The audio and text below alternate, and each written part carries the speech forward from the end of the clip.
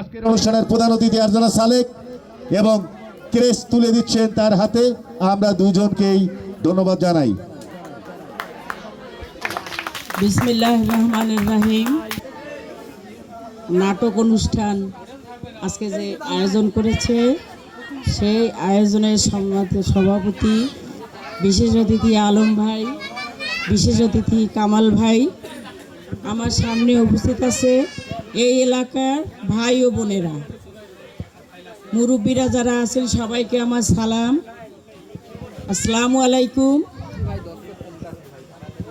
আমাদের সমাজে অনেক অবক্ষয়, যুব সমাজের যে অবক্ষয়, আজকাল এই ধরনের অনুষ্ঠান প্রায়ই হয় না।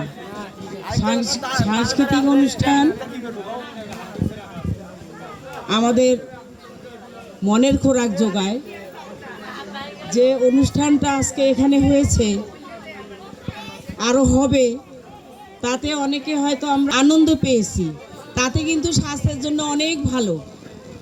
আজকে যে অবক্ষয়ে পড়েছে, নেশায় ডুবে গেছে যুব সমাজ, তাদেরকে আলোর পথে আনার জন্য, তাদেরকে ভালো করার জন্য আমাদের এই ধরনের অনেক ভালো ভালো উদ্যোগ নেওয়া দরকার।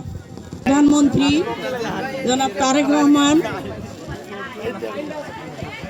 সরকার গঠন করেছেন, উনি কিন্তু এই ধরনের এই যে যুব সমাজের জন্য, এই নেশার জন্য ওনার জিরো টলারেন্স।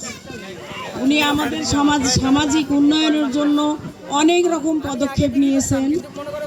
আমাদের যে 31 দফা উনি কার্যক্রম সমৃদ্ধ বাংলাদেশ গড়ার জন্য দিয়েছেন, আমরা সবাই সেই লক্ষ্যে এগুবো এই আশা করছি।